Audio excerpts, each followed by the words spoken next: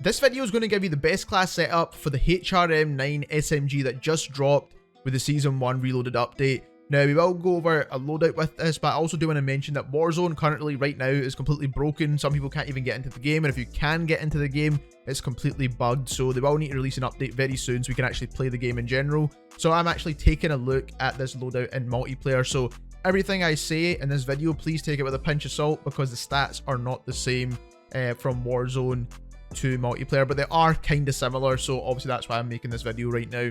Now, when it comes to pairing this gun, the MCW actually got a buff, so with our patch notes video you can check that this actually got a damage buff, and not only that, the recoil on this gun is super low as well, so the MCW when it comes to assault rifles will be a solid choice, especially with the LMGs getting nerfed as well. So I do recommend this gun highly. You do want to use the Creo Eagle's Eye optic, you do want to use the 60 round drum mags, the Bruin Heavy support grip, the Crater barrel, and the Spitfire suppressor. Now that's going to be the best possible build for the MCW after this update, and I do think once we get the stats out on this gun and we go over like what are the top 10 best guns and everything like that, this will definitely be somewhere in there.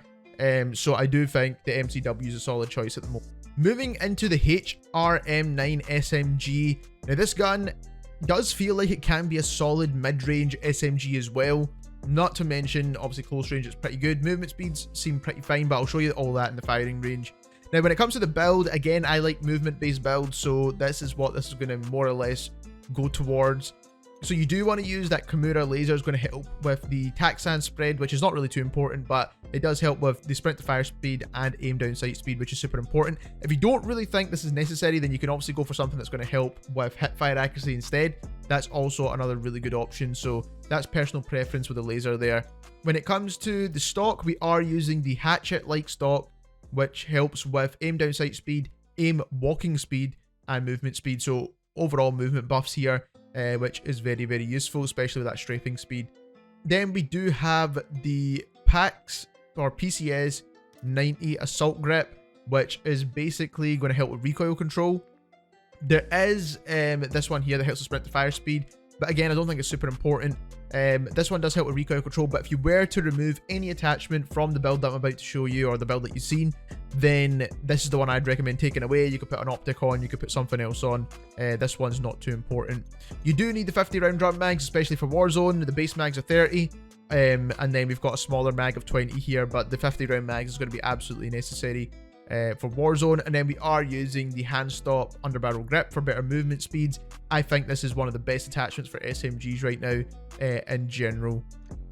And what's really good about this SMG is that the hip fire accuracy is already pretty good, so that is without any hip fire lasers on here. Also, the iron sights are very, very clean.